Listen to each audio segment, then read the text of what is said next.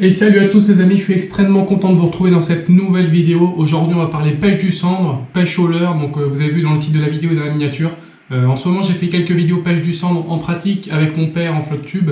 Et là j'avais envie de vous donner mes conseils, mes astuces pour que vous améliorez, parce que j'ai vu beaucoup de commentaires, beaucoup de questions qui se posent sur la pêche du cendre, parce qu'il y a beaucoup de gens qui veulent s'y mettre mais qui ne savent pas forcément comment trop s'y prendre, qui ne savent pas forcément comment trop pêcher le cendre, parce que c'est vrai que c'est le poisson pour moi qui est le plus compliqué à pêcher en eau douce. Vraiment c'est celui où il faut le plus de technique, il faut le matériel adapté et tout, donc je pense que ça peut être intéressant de faire une petite vidéo astuce, même s'il y a déjà d'autres vidéos qui ont été faites sur la pêche du cendre. Je pense qu'il n'y a pas beaucoup de youtubeurs qui abordent ce thème là.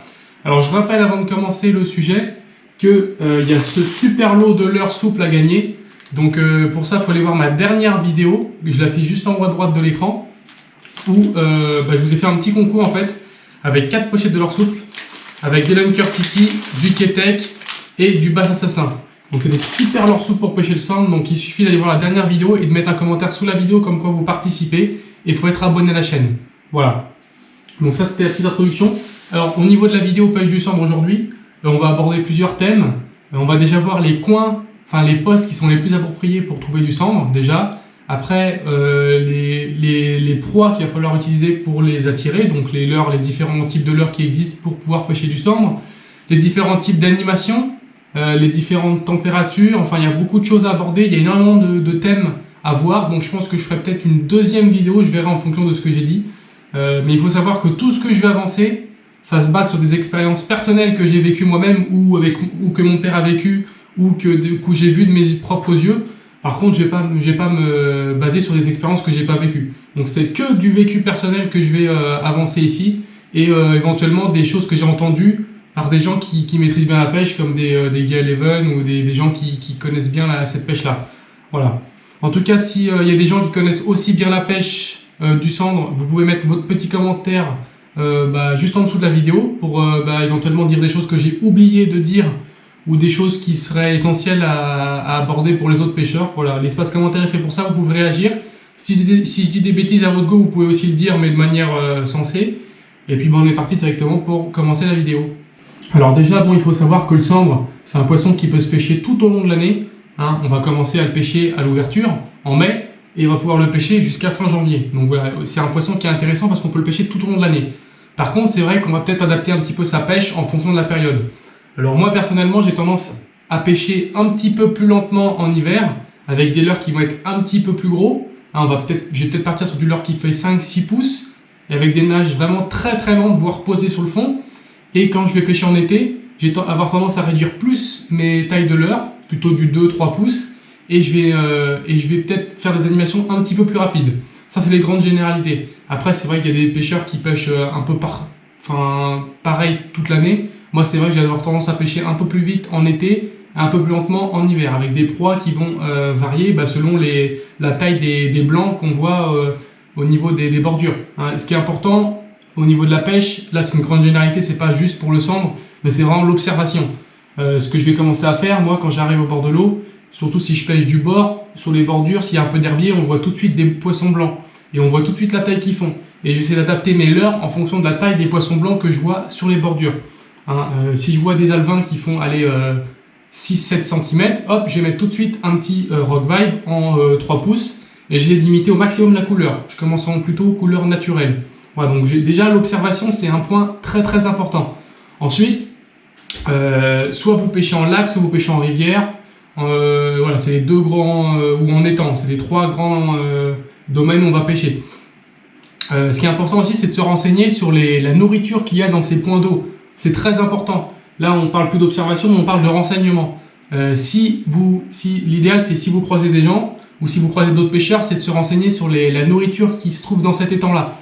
Admettons, dans un étang, il y a des étangs où c'est rempli d'écrevisses. Et là, ça va être intéressant de le savoir, parce que les cendres comme les brochets ou les perches, ils adorent manger les écrevisses. Donc si dans l'étang, c'est bourré d'écrevisses, ça peut être intéressant de mettre des leurres un peu imitation écrevisse pour pourquoi pas faire la différence sur des leurres souples classiques. Parce que peut-être que leur alimentation se base à 80% sur de l'écrevisse et à 20% sur du poisson blanc. Donc c'est intéressant déjà de se renseigner sur les proies qui se trouvent dans le milieu où vous pêchez, parce que là, vous allez peut-être passer à côté de poissons qui seront peut-être là, mais qui ne voudront pas de votre leurre. Donc ça, c'est très très important. Ensuite, bon, les zones de pêche pour la pêche du cendre, elles sont souvent assez connues. Alors en rivière ou en canal, l'idéal, vraiment l'idéal, c'est de trouver des zones où il y a des écluses. Donc qui dit écluse en général dit courant, sauf si elles sont fermées, mais en général il y a quand même une petite chute d'eau et création de courant. Dans ces créations de courant, il y a souvent des pierres, donc ce qui dit pierre dit contre-courant. Et là on est vraiment dans les zones typiques pour la pêche du cendre. Voilà, juste en dessous des écluses, il y a des courants qui se forment avec des contre-courants. Et là, faut pêcher un petit peu toutes les zones. Alors l'idéal c'est de pêcher veine d'eau par veine d'eau. On commence devant. Souvent, il y a des murs en pierre, donc on commence le long des murs en pierre. Les leurres qu'on va utiliser, on va les voir après. Après, on va chercher la veine d'eau d'après. On peut faire une petite dérive dans le courant pour voir s'il n'y a pas un poisson qui est embusqué entre deux courants pour voir s'il ne va pas l'attaquer. Après, on passe dans les contre-courants, derrière les pierres, et on fait poste par poste comme ça, avec plusieurs types de leurres. Donc ça va être intéressant. Déjà, première zone très intéressante, c'est les zones d'écluses. Ça, c'est excellent. Après, en canal, des fois, souvent, les berges, ça arrive qu'il y ait du sable. Donc le sable, aussi un point très très important au niveau de la pêche du cendre, que ce soit en lac ou en rivière. Si vous avez des pentes avec du sable, les cendres adorent venir chasser sur les zones de sable parce qu'il y a des blancs qui viennent se mettre sur le sable. Et ça leur fait une zone de chasse excellente, que ce soit en lac ou en rivière. Ensuite, les zones de pierre. Bien sûr, on parle des minéraux là, mais les minéraux, ça attire vraiment les cendres. Et les zones, que ce soit des grosses pierres, des gros blocs, ils peuvent se mettre entre les blocs, être cachés, bien planqués, ou des petites pierres, des petites zones avec plein de petites pierres, ils se posent dessus, et pareil, ils sont à l'affût en chasse au niveau des blancs. Donc ça va être des zones excellentes pour la pêche du cendre, les grandes généralités. Après, ça arrive de trouver aussi des cendres dans les herbiers, et même carrément sur des bordures. En été, il se trouve que les cendres, des fois, les cendres se trouvent dans 1 mètre, 1 mètre 50 d'eau, et c'est possible qu'ils se trouvent également dans les herbiers. Donc faut pas hésiter des fois à mettre des petits coups de leurre dans les herbiers pour voir s'il n'y a pas un cendre qui traîne. Bon, c'est quand même plus rare, mais ça arrive. Et sinon, en hiver, ou début d'automne, fin d'automne, ils vont commencer à redescendre petit à petit. On va peut-être au début de l'automne les trouver dans 5-7 mètres d'eau, et après peut-être plus dans 10-15 mètres. Alors moi, il faut savoir que je pêche sans éco-sondeur, donc ça complique vachement la tâche. Je pense que vous êtes beaucoup dans le cas, comme moi, à pêcher sans éco-sondeur. Et je ferai une petite vidéo d'ailleurs où je parlerai de comment je fais pour aborder un plan d'eau sans éco-sondeur, parce que c'est vrai que c'est pas forcément facile. Et voilà, je ferai une petite vidéo qui regroupe ces conseils-là aussi. Alors, au niveau des leurres, c'est très très vague, hein. Chacun a ses préférences. Alors déjà, il y a 3 grosses catégories de leurres qui vont se distinguer pour la pêche du cendre. Déjà, il y a les leurres souples. Alors, les leurres souples, il existe des leurres en finesse, donc avec la queue en V, des leurres slug avec la queue en pointe, et des leurres shad avec la queue avec la grosse paddle. Donc, 3 types d'animations différentes. Après, un leurre qui marche très très bien pour le cendre, qui n'est pas à négliger aussi, c'est les crankbaits. Des leurres avec une très grosse bavette qui vont vibrer énormément et qui vont venir taper le fond, hein, sur les pentes douces. C'est intéressant de venir pêcher avec un crank parce qu'il va venir taper le fond avec sa bavette. On va faire des pauses, il va remonter, il va revenir taper. C'est une nage assez agressive mais qui marche extrêmement bien pour le cendre aussi. Et le troisième leurre, alors c'est que des avis personnels que je donne, hein, mais le troisième leurre qui donne pas mal de résultats aussi, c'est le chatterbait. Alors, le chatterbait, un peu comme le spinnerbait, sauf que lui, pareil, il fait des très grosses vibrations avec sa palette à l'avant. Et ce qui est intéressant, c'est qu'on peut venir rajouter un trailer sur l'hameçon. Et donc là, si on sait que dans les temps, il y a des écrevisses, on peut peut-être rajouter une petite écrevisse. Ou un petit leurre finesse pour venir faire des animations un peu plus discrètes, parce qu'on a déjà la palette qui fait beaucoup de bruit. Ou un petit shad pour carrément faire des vibrations avec la paddle et des vibrations avec la palette. Voilà. Ça va être les 3 gros leurres que je vais utiliser pour le cendre, principalement. Alors, en termes de leurres souples, je vais vous donner une petite série de leurres. Voilà. Complètement différents, de 4 marques différentes, comme ça on n'a pas d'injustice. 4 leurres que j'utilise énormément pour la pêche du cendre, que vous avez déjà vu en vidéo. Donc déjà il y a le One Up de chez Sawamura. C'est un leurre excellent pour la pêche du cendre. Alors les tailles que j'utilise au niveau du One Up, ça va être du 2 pouces au 5 pouces. Voilà, c'est les leurres que j'utilise le plus pour la pêche du cendre en termes de taille. Donc le 2 pouces, ça va être plutôt en été, comme je disais, 2 et 3 pouces, les petites tailles avec des nages plutôt rapides. Et 4 et 5 pouces, ça va être des choses que j'utilise plus lentement pour des pêches un peu plus ciblées gros poissons, entre guillemets. Et parce que des cendres de 40, ils prennent ça sans problème. Et des pêches un peu plus lentes. Alors au niveau des coloris, on verra ça après. Donc le deuxième leurre, l'Easy Shiner. Bon là c'est un de 3 pouces, mais celui que j'utilise le plus en taille c'est en 4 pouces. Pareil au niveau des Easy Shiner, j'utilise du 2 pouces au 4 pouces, c'est les tailles que j'utilise le plus. Donc ça, c'est un leurre excellent avec de l'attractant de base également. Ensuite, on a le Fat Rock Vibe de chez Reigns. Donc un excellent leurre, un incontournable. Pour moi, le Rock Vibe, c'est vraiment un incontournable. C'est mon père qui me l'a un peu fait envie de pêcher avec, parce qu'il pêchait beaucoup avec avant moi. Et je m'y suis mis un peu plus. Et c'est vrai que les résultats sont vraiment hallucinants, les gars. Je vous jure, vraiment, c'est le Fat Rock Vibe de chez Reigns. Il existe en plein de coloris. Du coup, avec mon père, on en a plein. Mais c'est hallucinant. C'est des résultats monstrueux. Que ça soit sur le sand, la perche ou le brochet, c'est monstrueux. Donc pareil, celui-là, j'utilise beaucoup en 3 pouces. Voilà, ça c'est un 3 pouces, c'est une taille vraiment passe-partout. Il se décline en plein de coloris. Il a des queues aussi en curly, donc arrondi en tire-bouchon qui marche très bien. Et le quatrième leurre que je voulais vous présenter, c'est un leurre de chez Bass Assassin, de chez Flashmare. Donc un leurre qui ressemble beaucoup d'ailleurs au Easy Shiner, hein, mais bon, il a ses particularités. Il est assez souple aussi. Moi, je privilégie beaucoup les leurres qui sont assez souples au niveau de la gomme du plastique, parce que je trouve que ça nage quand même un petit peu mieux que les leurres qui sont un peu plus solides. Mais bon, ça c'est mon avis personnel, mais je trouve que les leurres qui sont vraiment très souples, même sur des animations très lentes, on a la queue qui va venir nager, alors que des leurres qui sont un peu plus solides, ça arrive que des fois sur des animations un peu plus lentes, il reste un petit peu droit. Après, c'est mon avis personnel. Et voilà, je vous ai donné 4 grosses références que moi j'utilise pour la pêche du cendre. Donc on a Elite Shiner de chez Bass Assassin, le One Up de chez Sawamura, le Rock Vibe, le Fat Rock Vibe de chez Reigns et le Easy Shiner de chez Ketek. Ces 4 références qui sont excellentes pour la pêche du cendre, vous pouvez y aller les yeux fermés les gars, c'est excellent. Alors au niveau des coloris, donc là j'ai la boîte de mon père au niveau des Rock Vibe. Je vais vous présenter les coloris sur les Rock Vibe comme on en a pas mal.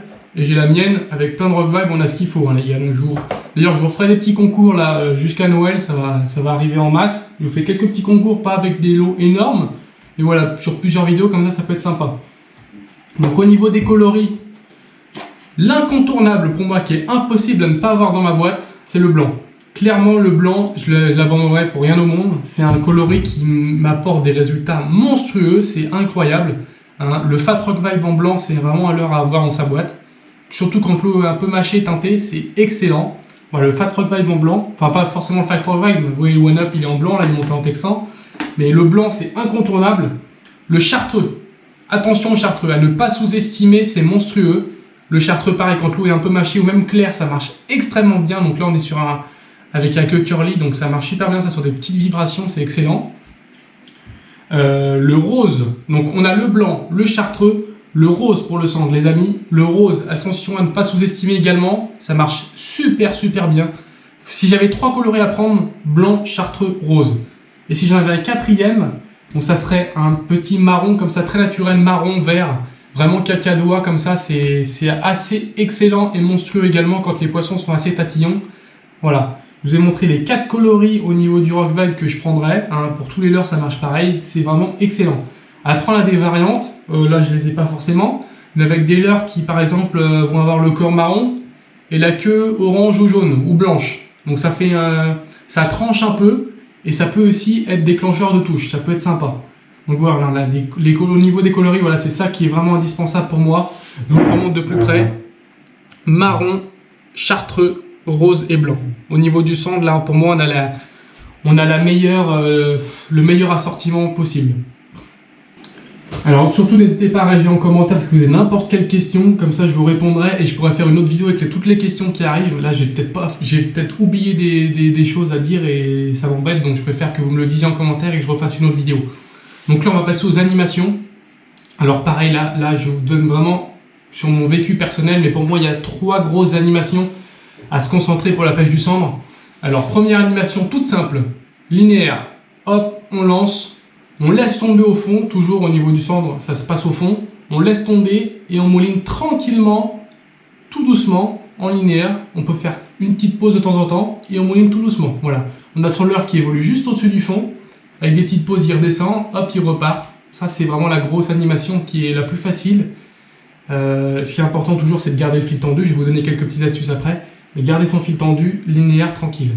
Ensuite, la deuxième grosse animation qui marche très bien. On lance, on laisse tomber et on fait des petits coups, tout simplement. Des petits coups réguliers avec des pauses, on arrête, hop on repart, des petits coups dans la canne. Je vais vous illustrer ça avec des images. Et là, souvent, les touches, bah, ça déclencheur de touche aussi, donc c'est pas mal comme animation. Et la plus grosse animation pour moi, qui me rapporte vraiment le plus de poissons, il n'y a pas photo.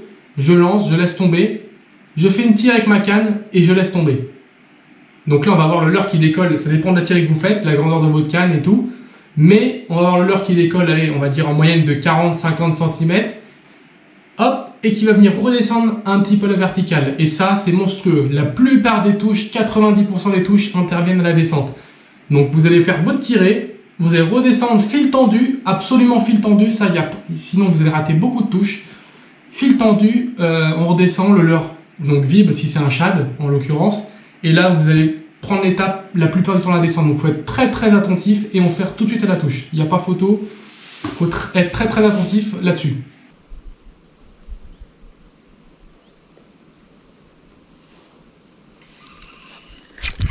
Poisson.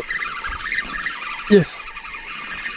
Alors, au niveau des têtes plombées que moi j'utilise beaucoup pour les leurres souples, alors déjà les grammages vont varier entre 2 et 7-10 grammes. C'est souvent le maximum que j'utilise parce que je pêche pas non plus des zones hyper profondes, sauf quand je suis à guerre les dents, des fois ça peut aller jusqu'à 15-20 grammes, mais c'est rare. En général, on veut pour le centre des nages très très planantes. L'idéal c'est que le leurre tombe le plus lentement possible sur le fond, donc on va lui donner des grammages le plus bas possible. Après, il faut adapter aussi le grammage en fonction du vent, des conditions, donc ça c'est pas facile, c'est des choses qu'il faut voir sur le moment quoi. Donc s'il y a un petit peu de vent, un peu de courant, on va forcément monter un peu plus en grammage pour que le leurre aille chercher le fond plus rapidement. Donc en tout cas, au niveau tête plombée, donc tiens la petite astuce les gars, moi je mets toutes mes têtes plombées comme ça dans une boîte, tout est bien rangé nickel, ça permet de tout classer par grammage, par type de leurre, sabot, football, ronde, hélice, tout ce que vous voulez. Donc comme ça permet de ranger tout bien par grammage. Et ça, c'est la petite astuce qu'on voit assez souvent maintenant, mais qui est plutôt pratique. Donc voilà, moi les têtes que j'utilise, la plupart du temps, c'est des têtes rondes, hein, très classiques. Alors j'aime bien utiliser des têtes avec des petits ardillons comme ça qui reviennent, parce que ça permet de bloquer un petit peu le leurre. Et des fois, quand j'ai pas forcément de colle ou j'ai pas envie de mettre de colle, ça le tient quand même pas mal. Donc les petits ardillons comme ça, c'est assez sympa. Donc ça, c'est la tête que j'utilise le plus. Après, quand je veux aller chercher le fond, quand je veux vraiment aller chercher le fond, que ça perce la couche d'eau, j'utilise les... Donc ça, c'est les SV69, si je me trompe pas. Pareil, on trouve un tout petit ardillon en dessous. Et comme elles sont en forme de cylindre, et ça descend tout de suite et ça va vraiment chercher le fond. Donc ça, c'est une référence qui est assez sympa de chez Ultimate Fishing. Donc ça, c'est super cool. Sur les Rock Vibe, je vais vous montrer la tête que j'utilise le plus sur les Rock Vibe. C'est cette tête là, classique, pareil en forme de cylindre, mais un peu moins longue. Et là, ça va très très bien dans le prolongement du corps du Rock Vibe. Est-ce que j'en ai monté? Je vais vous montrer. Non, j'ai pas de Rock Vibe monté avec, mais ça va très très bien sur le prolongement. Et c'est vraiment excellent, ça suit le leurre et ça nage super bien. Et la troisième tête que j'utilise le plus pour les leurres à cendre, c'est les têtes avec des yeux comme ça qui sont très réalistes, j'adore. Encore sur un Rock Vibe bleu cette fois-ci. Et voilà, avec les yeux comme ça, j'adore. Et ça rend très très réaliste le truc. Pareil, là on doit être sur une tête de 5-6 grammes. Et ça fait vraiment le job. Donc voilà, entre 2 et 15 grammes, bon, c'est les grandes généralités parce que je vous dis, il faut vraiment adapter la tête, le poids en fonction de l'endroit où vous vous situez. En gros, je vais vous donner une petite astuce. Quand il n'y a pas de vent, pas de courant, on va dire 1 gramme par mètre. 1 mètre, 1 gramme, 2 mètres, 2 grammes, 3 mètres, 3 grammes. Ça, c'est quand c'est tout calme. Après, s'il commence à y avoir un petit peu de vent, un peu de courant, là, on va tout de suite monter. S'il y a un petit peu de courant et qu'il y a 2 mètres, on va tout de suite mettre 6-7 grammes. Parce qu'il faut aller chercher plus vite le fond. Donc voilà, il faut compenser. Mais la grande généralité, pas de vent, pas de courant, lac tout calme, 1 gramme, 1 mètre, 2 grammes, 2 mètres. Pour que ça plane le plus possible et qu'on ait le maximum de touches. Alors l'idéal pour la pêche du cendre, c'est bien sûr d'être monté le plus fin possible. Donc on va retrouver souvent des tresses aller en 6 centièmes, 6-8 centièmes. Donc c'est des toutes petites tresses pour vraiment bien sentir ce qu'on fait et que ça passe bien dans l'eau et que ça fasse pas un arrondi si possible. Ça c'est l'idéal. Et pareil, au niveau du fluorocarbone, on est sur entre 16 et 20 centièmes. On est sur du fil très très fin. Après ça dépend du milieu où on pêche. Si vraiment il y a des accroches et tout, on peut se permettre de monter en 25, il n'y a pas de souci. Mais en général, les pêcheurs de cendre, ils sont plutôt en tresse de 6 centièmes avec du fluoro de 20 centièmes. C'est de la pêche très très fine. Alors je suis conscient que ça devient technique et que tout le monde n'est pas ce matériel-là. Et donc, quand on n'a pas le matériel hyper adapté, bah, ça peut arriver qu'on ait des arrondis au niveau de la tresse parce qu'elle est un petit peu grosse, elle est un petit peu lourde. Ou par exemple, si on pêche avec un leurre de 10 grammes, admettons qu'on on pêche avec un leurre de 10 grammes, et qu'on veut faire l'animation que je vous ai dit, on tire et on laisse redescendre. Si on a 10 grammes, ça va parce que 10 grammes c'est assez lourd, donc ça va tendre le fil automatiquement, et on n'aura pas trop de soucis au niveau de la tension du fil. Par contre, si on descend et qu'on n'a pas forcément la canne adaptée, et qu'on met un leurre de 3-4 grammes, là on va avoir un petit problème qui se pose, la tresse va être assez lourde, elle va faire un arc, on va avoir la canne haute, on va laisser le leurre redescendre, mais on va avoir un arc, et le fil ne sera absolument pas tendu. Donc le petit astuce, c'est que bah, vous descendiez votre canne, vous la mettez sur le côté, et en même temps que votre leurre descend, au lieu d'arrêter complètement de mouliner, vous moulinez légèrement, ça va retendre le fil. Alors tant pis, votre leurre ne descendra pas non plus à la verticale, mais c'est pas grave, au moins vous allez tendre votre fil, l'important c'est de pouvoir sentir les touches. Donc au lieu de stopper complètement la manivelle et de laisser votre leurre descendre, vous moulinez tout doucement, donc ça va retendre le fil, et vous laissez descendre canne sur le côté. Donc ça permet de abaisser le fil, donc on aura moins cet arc là, et plus une tension droite, et en moulinant légèrement, bah, ça va tendre le fil encore plus, et vous allez pouvoir plus sentir les touches. Moi des fois j'ai pas forcément la tresse adaptée, donc vous allez voir que quand je fais tirer et je laisse redescendre, il y a un arc, et ça c'est pas bon. Donc je descends ma canne sur le côté, et je mouline légèrement la descente, ça permet de tendre le fil. Ça c'est la petite astuce qui est sympa, mais qui permet de ne pas rater les touches justement.